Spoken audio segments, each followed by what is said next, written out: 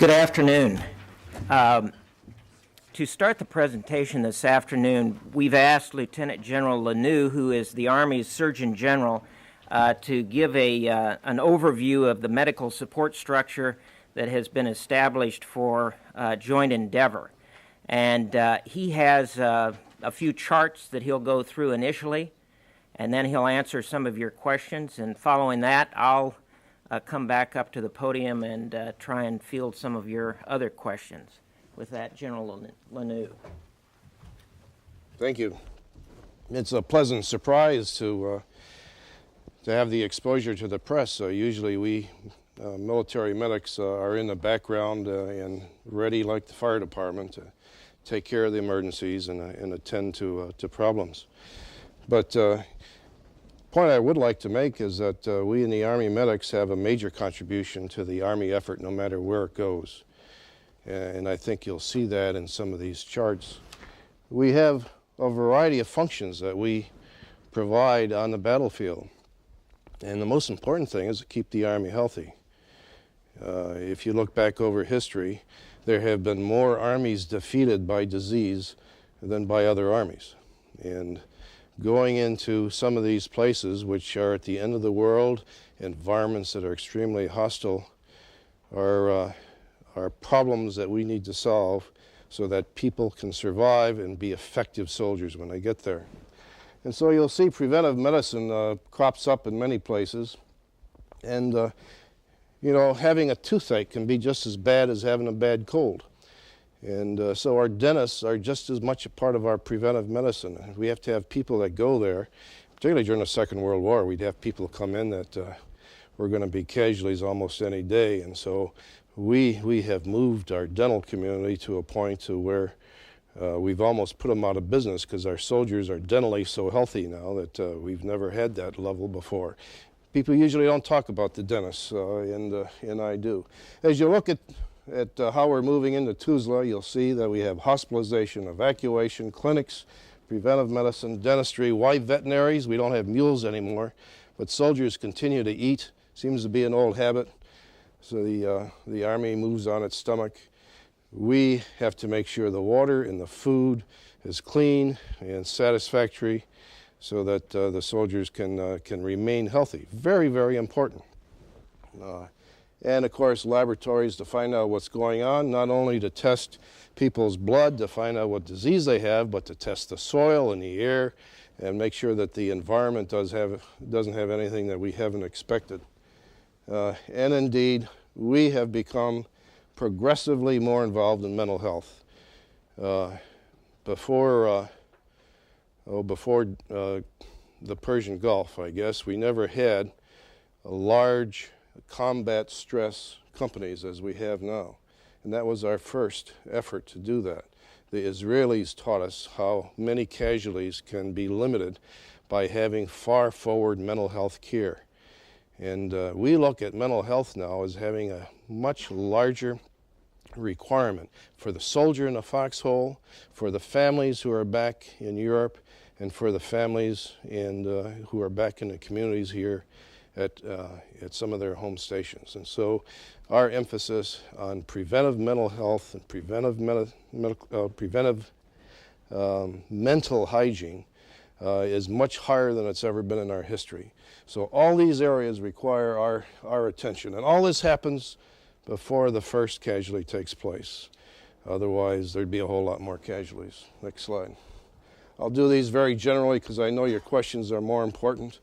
120 minutes by air when the Air Force flies us back. If anybody needs hospitalization more than 5 days, we're going to bring them back. Home for most of these folks is in Europe, but if their home is here, we'll bring them back home. Next.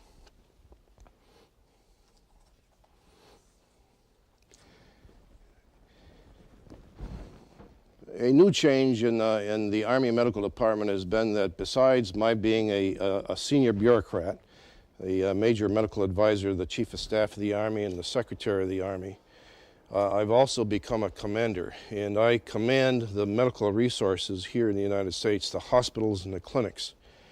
And indeed, that has expanded to where the hospitals in Europe now come under my command. When the TOE units, the Combat Support Hospital, mobilizes in Europe to go into Bosnia or into Hungary, as the case is here, the people in my hospital go with that unit, because it makes no sense to have doctors and nurses sitting there cleaning trucks and painting stones and rocks. They're there to take care of patients. As those doctors and nurses and x-ray techs and lab techs all mobilize, I need to make sure that they have a backfill so that the families and the rest of the soldiers in Europe continue to get quality care. The Chief of Staff advised me that since we're disrupting the people who are mobilizing into Bosnia and we're disrupting the families in Europe, that for me to take all the people out of Walter Reed and Brooke and the hospitals here in the United States, the active component, would disrupt the families here. So his emphasis was, let's get the reserves to do the primary mission of backfill. Now, since the reserves can't move as quickly as the active component, I immediately sent 23 key people, even before the mobilization. And because the response time has been slower, even today I've been asked for another 19 doctors and nurses to get over there more quickly. There are 2 waves of these units that are going on over there. They're being hand-picked because the mission was not anticipated. Our mission of these units in Europe are to take care of communities, mothers, families, soldiers. The mission originally designed for the hospital units that are going over there was for combat casualty care. And so we've had to pick from each unit to get the right numbers of people, and not the whole unit is going, but just selected people from each of these units going over. Next slide.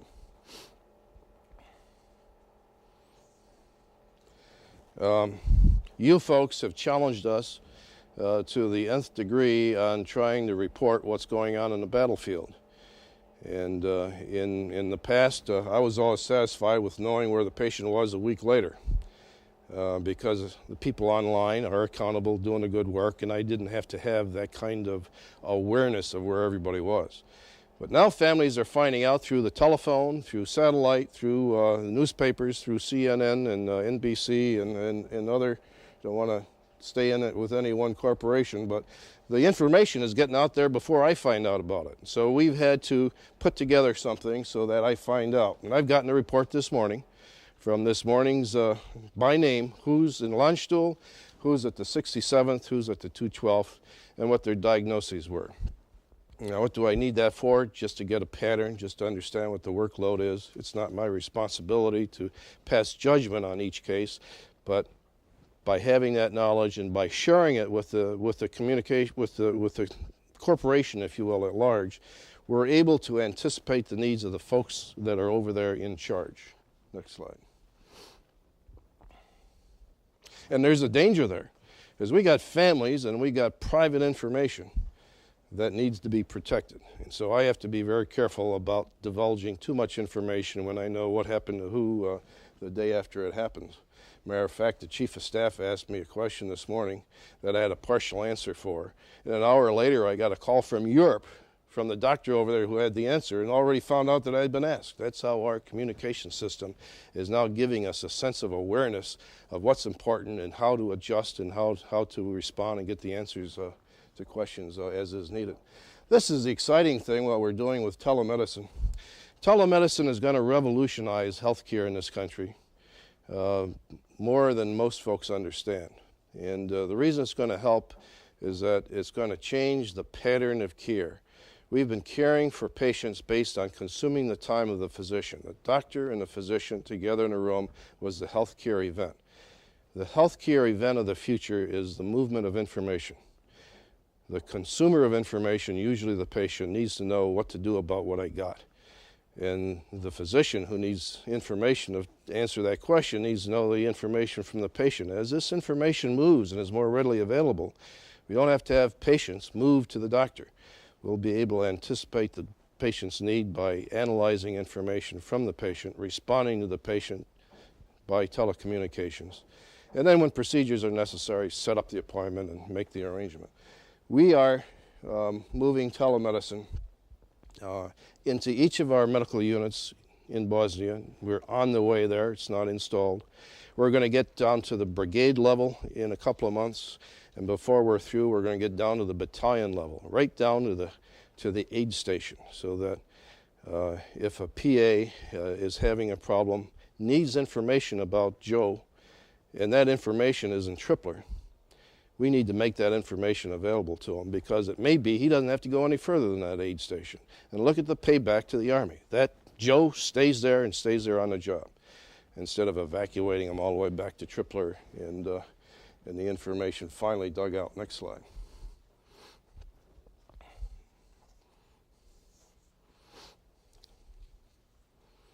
I'll let you read those.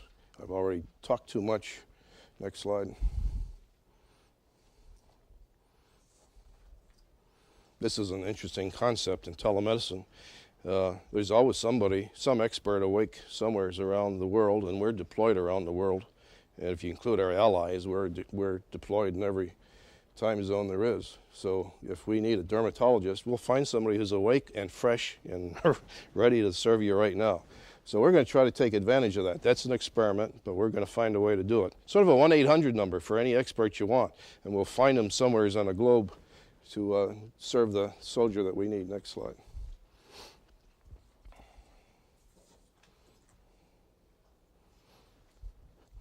The first, the ongoing, and always the last. I know you probably have questions about Persian Gulf illness. The more we're able to monitor and survey all aspects of health and the environment, the more information we're going to have and the more expert we're going to be. We need to have unlimited data collection on every event that takes place in the battlefield, both before the soldier gets there, while they're there, and then in the aftermath, which means we need to track these folks so that we don't have misinformation and a lot of anxiety about what may or may not be related. Next slide. And very good news, just yesterday, Secretary Dorn approved the request that the reservists who are coming on active duty, their families, will not only be Champus and TRICARE eligible, but they will be excused of the deductible on the Champus. So good news, we're bringing these folks on. We're going to give them their families the kind of health care they deserve. So with that, is that the last one more? I always like to stop with good news and hope the next one's not bad news. Mental health services, I already made that point. We have combat stress control in the field. We've got mental support for our families. We don't want to have a rash of child abuse and wife abuse and suicides and things of that sort. We got to have preventive mental health services at all levels of soldier care and family care. Questions? General, you've described the medical facilities that you're making available primarily, it looks like, in Tuzla, where the headquarters will be, but so far most of the troops are not in Tuzla, they're on their way. And as I understand it, the conditions for some of the troops, particularly those who are working on the bridge project, are living in squalor. Some of them are in warehouses that are infested with rats and feces and a lack of heat and general lack of sanitation. Are you aware of those conditions, and are you concerned about that as far as the health of those several hundred or thousands of soldiers? Yeah, like a good bureaucrat, I want to, defer that to the commander on the street. Yes, I'm aware of it, and yes, I'm tuned into it, and yes, I'm worried about the number of rats and the number of lice on the rats, and I have people there counting rats and counting the lice and counting the bugs that are in the area. Sanitation is important. The command is aware of that. The command is entering an environment that is very stark. And first you got to get there, and then you got to start fixing things. And I'm assured that they are in fact doing that. Cold injuries are a major concern for us. We're trying to educate commanders and soldiers about how to prevent cold injuries. And indeed, considering the circumstances, we haven't had any serious cold injuries. A lot of minor ones, and the minor ones are being attended to so that they don't become casualties because of it. But the sanitation is atrocious. We've got to get that fixed. And basically what you have to do, what we're doing is we're taking a city such as where Fort Detrick is, the size of that town, and we're moving it into a very remote area in the middle of the wintertime. And so that's the Army's business. But when you first land is the beginning of when you try to fix things. And of course, first we had to get across that river during a 100-year flood. I think they're doing an admirable job under the conditions, and we do not accept the fact that the way things are is the way they're going to remain. We've got to fix the area so that the soldiers can have a clean and safe environment in which to live. Hot cup of coffee, hot soup, dry tent, dry boots, and be able to warm up when it gets too cold. Sorry. There's been supposedly a Tuzla flu going around in the Tuzla area. In the civilian population, there is clearly rather bad air pollution from burning of the soft coal all throughout Bosnia. How are you going about monitoring that? How do you view that in terms of the health threat that the soldiers face, in addition to the cold and possible contaminated food, etc.? Tuzla flu. This is the first I've heard of the term Tuzla flu. A pulmonary reaction to air pollution is very common. And ask anybody from Los Angeles, although things have gotten better there. I get the Tuzla flu in Los Angeles. We're getting a theater army medical laboratory in there, which will have the capability of testing the air. Because the warfighters need to get there first, so that if anybody starts shooting, we can shoot back. Our laid-back kind of medical support gets in there a little bit later. The TAML, T-A-M-L, is on the way, but it's not there yet. They'll have the capability of measuring that sort of thing. In the meantime, we've got preventive medicine folks who are expert in that area and can recognize the need and send for an expert if necessary. Sir. What are you doing regarding environmental monitoring that would be different than what you did during the Gulf War? That's the first question. The second question is, can you bring us up to date on these 30 or so soldiers that came down with this virus, and when will they be out of quarantine? And why did the Army sit on that information for so long before making it public? 3 questions. First question, what kind of environmental or surveillance that is different than the Persian Gulf? Since the Persian Gulf, we put together a small unit. It's part of the Center for Health Promotion and Preventive Medicine, which is located at Aberdeen. And basically, it's a major computer program and preventive medicine folks that are attempting to create a database registering every individual in Department of Defense, in fact, who are authorized to go into the combat zone. We find out who the individual is, and we collect all the health information that we can about that individual, to include, for instance, the serum that we have in data banks. Every time a soldier gets his HIV test, we have a serum that goes into a refrigerator and becomes a data bank for the future, so that we can do serologic tests if the individual is suspected of having, some sort of disease, so we can have a before and after if that's the case.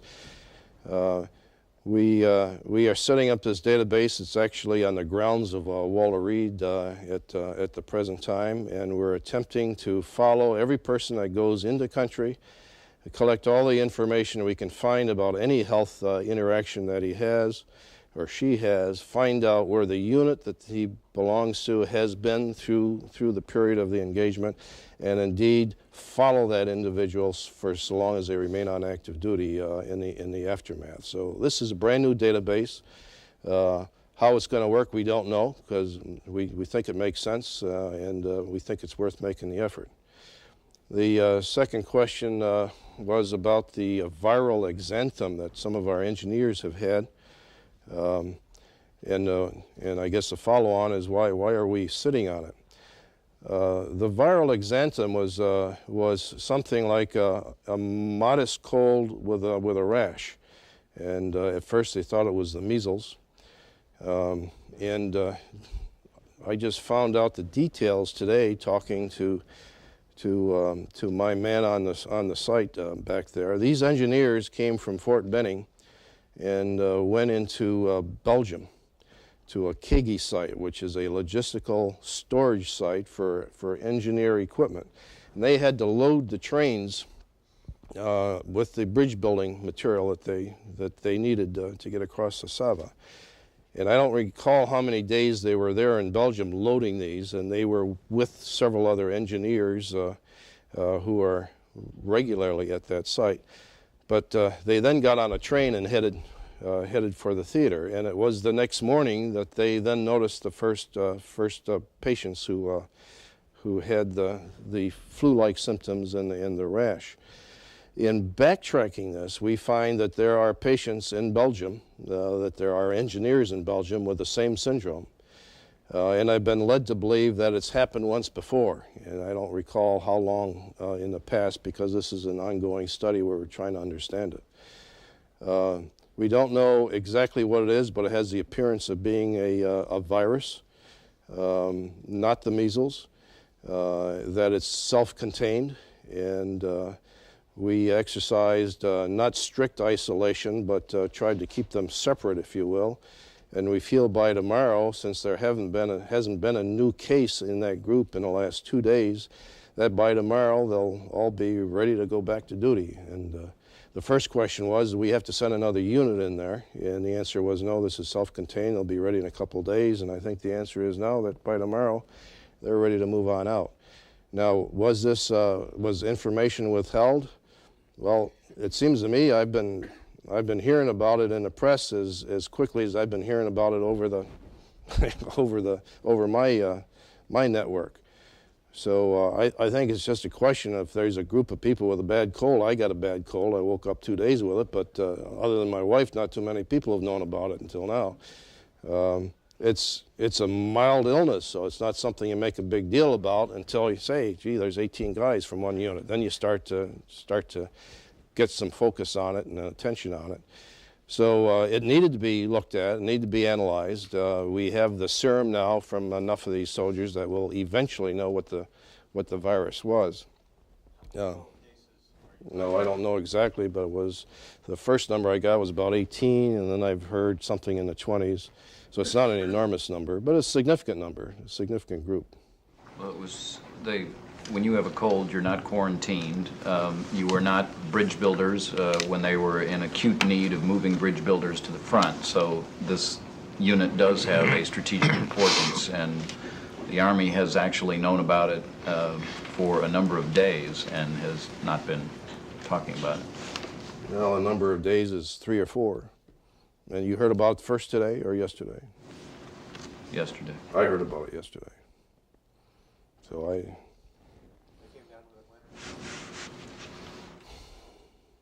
see, today is the 4th.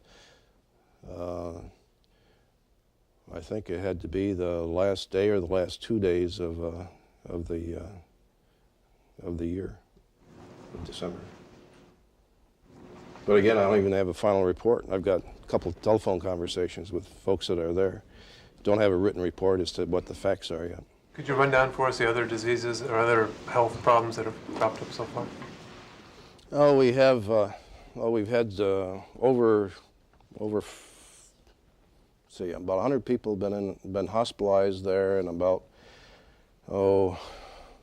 500, less than 500, have been seen and the event recorded, and they're all over the places, like you would find at a Fort Benning. And you add to it, if there is such a thing as Tuzla flu, there have been some asthmatics who have been inflamed. The minor cold injuries were the only diagnosis is mild cold injury and released to duty, so it's not frostbite. You can get redness at the tip of the finger or your ear, or if you've had immersion foot for a while, your feet can be painful and red, and you spend a day drying out and warming up, and the symptoms resolve. You go a step further and you got yourself a serious casualty and a handicap. So the commanders are obviously tuned into the problem, and they're pulling the soldiers out of trouble in time. Have you heard anything about this? I just heard about from folks over there, something called mouse fever. Mouse fever. Some sort of rodent-carried disease. It apparently crops up in the springtime. Well, there's a tick-borne encephalitis that our scientists are watching. There's a vaccine for it, but it's not been approved by our FDA. Two countries in Europe have a vaccine for it. And we don't know just how much of an exposure we may have to it. Of course, while it's cold, we're not worried about ticks because the ticks aren't awake right now. We need to have our scientists give us the right answers by the time the spring thaw comes as to what to do about it. And then what we have to worry about is, do we have the vaccine? Should we vaccinate? Can we just kill all the ticks? Should we put protective clothing on people so they won't be bitten by a tick if they're nearby? We have to answer those kinds of questions. So what's the smartest thing to do in that environment for those soldiers? Now, if we were going in the springtime and we were attacking, we would immunize for everything. We fortunately have a less active environment in terms of combat, so we can be a little bit more thoughtful and take our time, do it a step at a time. You know, in fact, if what you're talking about is what is in fact referred to as by the locals as this mouse fever, or do you not have that term? I don't know that. That's the only disease that I know of that's endemic, that's carried by a tick or anything like that. Combat stress teams, when do they actually go in? What do they do? What are they looking for? Are they circulating, or are they waiting for things to trickle up to them?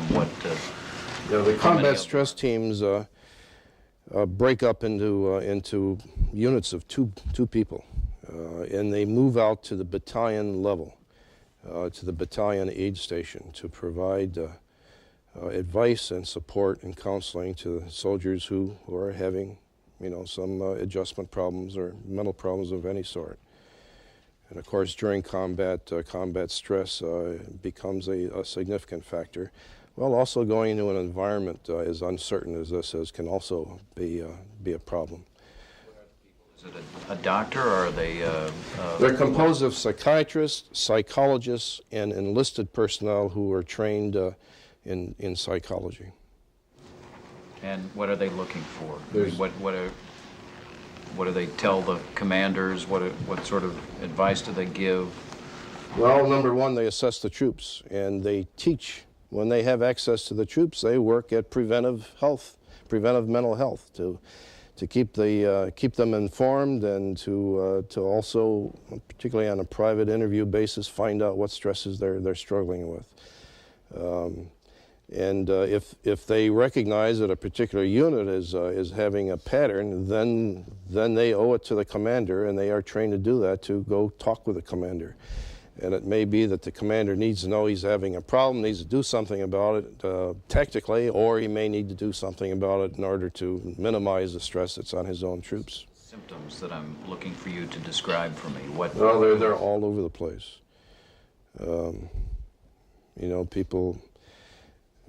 People are strange with strange behavior. People all around you all the time with strange behavior, and if we go far enough, each one of us probably could do with some counseling from one of these individuals that might keep us out of trouble, the next day or two. I've been denied that privilege, so I'm always in trouble. Diane, you were trying to get it. I was going to ask a much more boring question. What would be some of the specific tasks that you want telemedicine to achieve in this theater? What things would telemedicine be doing?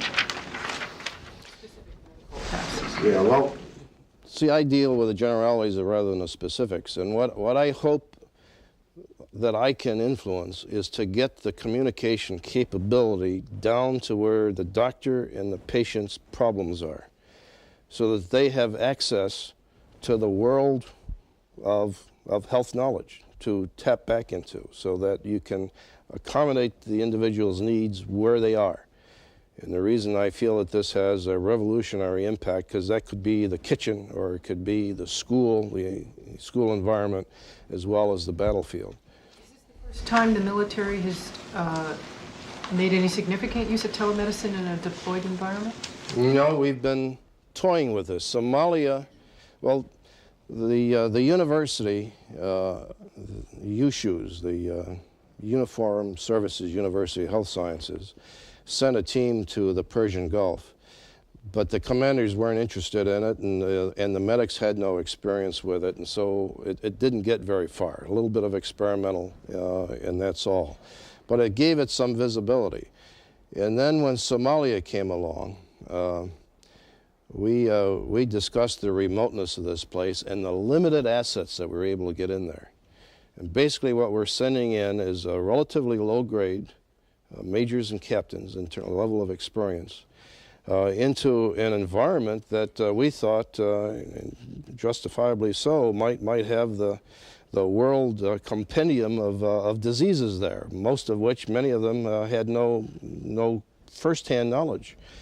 And so we thought by setting up a communication system we could help them. And then we discovered that the technology did more for us than what we expected, that we were able to take, with cameras, digitized cameras, such high-definition pictures that they were diagnostic and sent back over email. And an eye doctor could look at a wound of the eye and feel very confident as to just exactly what he was seeing. And likewise, the images of x-rays could be sent back. And essentially, the physician had a new tool now, a communications tool. And so what I see here is the ability to move whatever information that practitioner and that patient may have need of, either to send it to an expert to get an opinion on it, or to send to the Library of Congress to find out the latest information on the tick-borne encephalitis, because he never heard of it, and get the world literature on it, or whatever the needs of that practitioner is. Yeah, on the tick-borne encephalitis, are you going ahead and preventatively or prospectively asking FDA to approve a vaccine so that it'll be ready to go in the springtime if you need it? That's the business of Dr. Joseph as the Assistant Secretary of Defense for Health Affairs, and yes, he is doing it, and that negotiation is working. Just how far they're going with it, the scientists really need to give us the right answer on that. Some of these things don't have a right answer, and we have to get the best judgment as we go along. The National Academy of Sciences today released its review of the Pentagon's continuing review of Gulf War illness, and basically, as I understand it, supported the Pentagon finding. Is there anything in there that, first of all, could you comment on that, about what that indicates, and does it offer any lessons at all for Bosnia in terms of... Let me turn around and talk about the lessons. The lessons is, as I indicated, that we've put together an organization for surveillance. And we intend to collect as much information as we learned we should have had from the Persian Gulf, that we can humanly put together in a database. We're putting together levels of information that we never considered in any prior engagement. So an Army medical surveillance agency has been set up to try to address that issue, and anything we think that may be relevant to understanding this kind of issue, we're going to try to develop a database for it. Number two, in association with the desk prayer, we're looking at trying to send in, and it's awfully hard to send people into that area because there's a cap, and there's a lot of minefields around there. So we can't have a lot of scientists walking around there until we've stabilized the area. But we really would like to look at force structure and what causes a soldier to be removed from the battlefield. And it's not always a medical, sometimes it's administrative. And so we're wanting to do research to get a greater level of detail about what happens to a soldier in this kind of environment. The Persian Gulf illness is still an open book, in my view. Research is ongoing. There has been no established syndrome or disease that we've been able to identify. Indeed, I think it's 80% or 85% have come up of those who have enrolled into the system. We found a legitimate diagnosis for their problem. And indeed, the incidence of unidentifiable syndromes, if you will, is consistent with the general population. So we don't see a cluster of anything going on. But that doesn't mean we've given up on trying to find it, because there's enough people that have enough concerns that make it worth constantly searching for this. And I believe as long as these people are alive, we owe it to them to try to track their health and see if we can, as time goes on and we get more sophisticated, find find an answer to what actually happened. Are you convinced in your mind that there really, at this point, is no evidence of any Gulf War syndrome? I'm never convinced in my own mind. Scientists are never definite about anything. And I like to think that at least half of me is a scientist. And when I think I know all the answers, that's when somebody's going to prove me wrong. I'm still puzzling with Ptolemy as to whether or not the Earth is flat. Starting to read Copernicus now to see whether we're the center of the universe or not. Do you agree with their summary? Do you agree with their summary that there's no evidence of any Gulf War syndrome so far, but the numbers could have missed us some minor illness, Gulf War illness, or Gulf War illness that affects a very few people? There has been no data that's been presented that establishes a Gulf War illness. But I think there's substantial numbers, and it's incumbent upon us to continue to search. Colonel, can you just clarify something for me? Your first chart, you listed the 120-bed hospital and the other folks in Tazar and the 30-bed MASH unit in Tuzla. Are those in place now and operating at full strength? The 67th Combat Support Hospital, and I can't pronounce the name of the town that's in Hungary, is there. It has, I understand, last I heard, about 32 beds were operational. The engineers are trying to give them a nice, sturdy, drained area on which to set their equipment, and that's ongoing. Whenever you set up a hospital in the field, you start off under the direst of conditions, and every day you work towards making it like a Walter Reed. And so they're going to continue to do that for the time they're there until they get the whistle that says, y'all come on home. The 212th MASH was sitting there in the staging area when Bagash was injured in support of the bridge crossing, and has not yet got to its final destination, which is in Tuzla.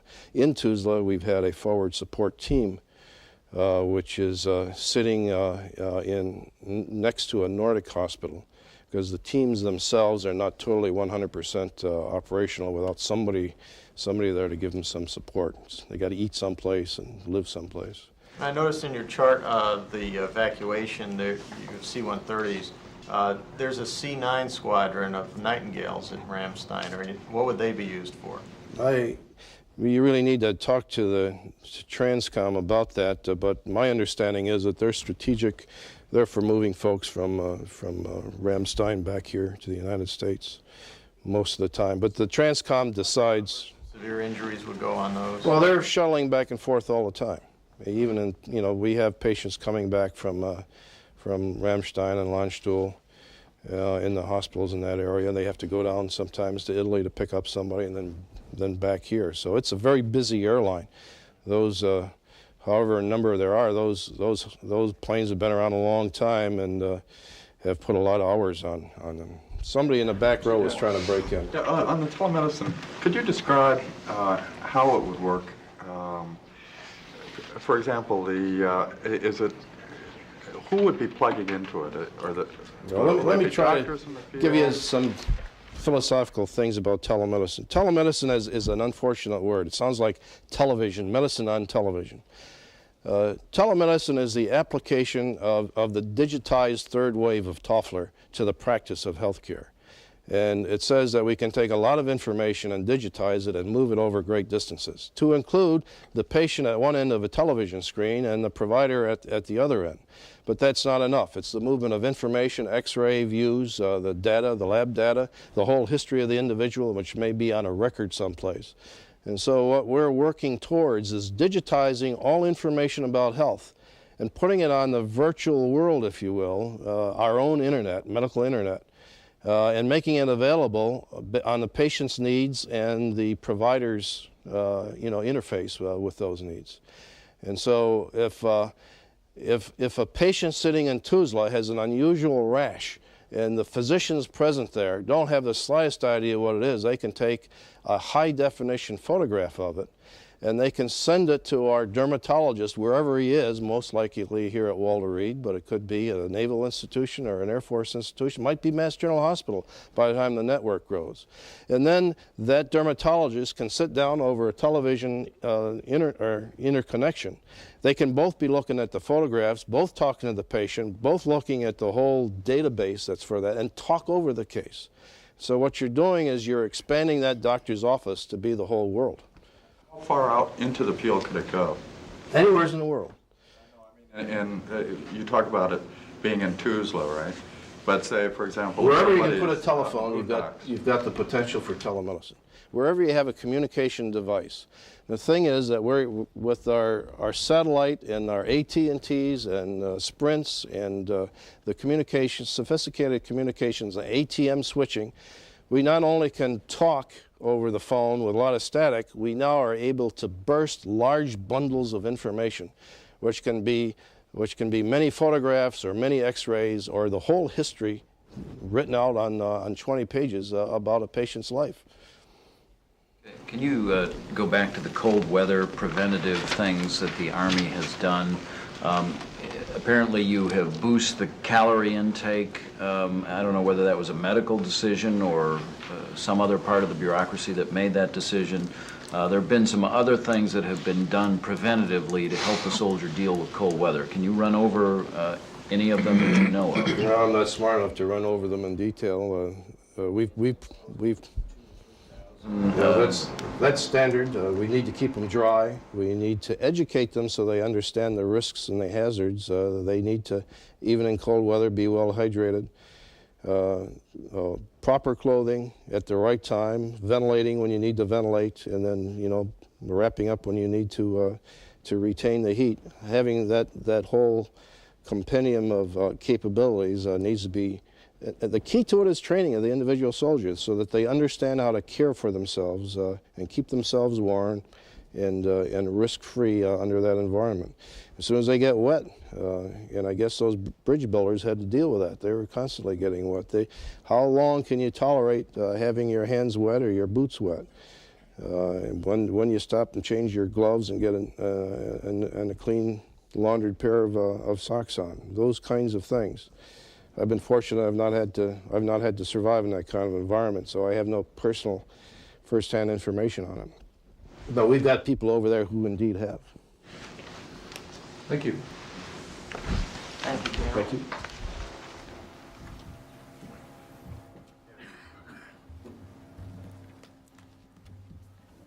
Tomorrow we are working toward having another briefing, which will actually alert you to with more details from another expert on the deployment. Before I answer some of your questions, I have a couple of pieces of information I thought I'd put out to you. We have an announcement that is going to be made a little later this afternoon indicating that the first U.S. contingent of service members will depart from Port-au-Prince, Haiti, tomorrow as part of the planned UN drawdown of the United Nations mission in Haiti. There are approximately 56 soldiers from the 5th Special Forces Group Airborne out of Fort Campbell, Kentucky, which will depart at 9 a.m. on Friday the 5th. Before boarding the aircraft, there is going to be a brief departure ceremony which will be held at the airport commencing at 8:30. And I also, there is a press release that DDI has put out earlier today indicating that the guided missile destroyer Hopper, DDG-70, will be commissioned on Saturday, January the 6th at Bath Iron Works in Bath, Maine, in a ceremony which begins at 12:30. For the young people in the crowd, I'd just like to remind you that this ship is named for Rear Admiral Grace Murray Hopper, who was one of the pioneering spirits in the field of computer technology, and she led the Navy into the computer age. She retired first in 1967, then was called back to active duty and retired the second time in 1986. She died in 1992, and this is only the first time since World War II and the second time in the history of the Navy that a warship has been named for a woman from the Navy's own ranks. And as I say, there's a very comprehensive release on that subject.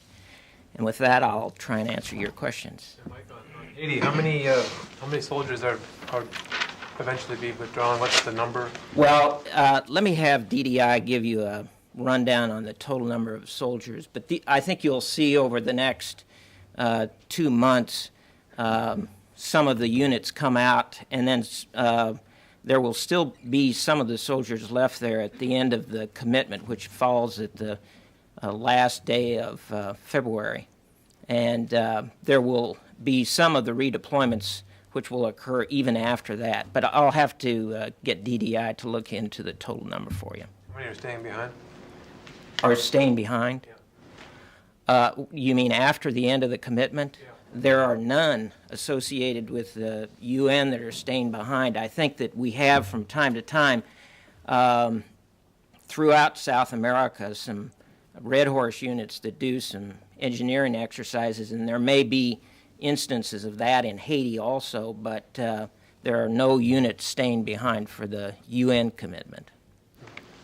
Do you know how many American soldiers are in Bosnia today? Yes. The number of American soldiers in Bosnia as of the 4th of January is 4,239. There are 4,184 in Croatia and 6,636 in Hungary. They are counting them one by one as they cross over that bridge. Anything else? General mentioned this Copernicus guy. Could we get a briefing from him on this? As I indicated earlier, we're going to have another brief tomorrow, and that will be the subject of the brief. Thanks.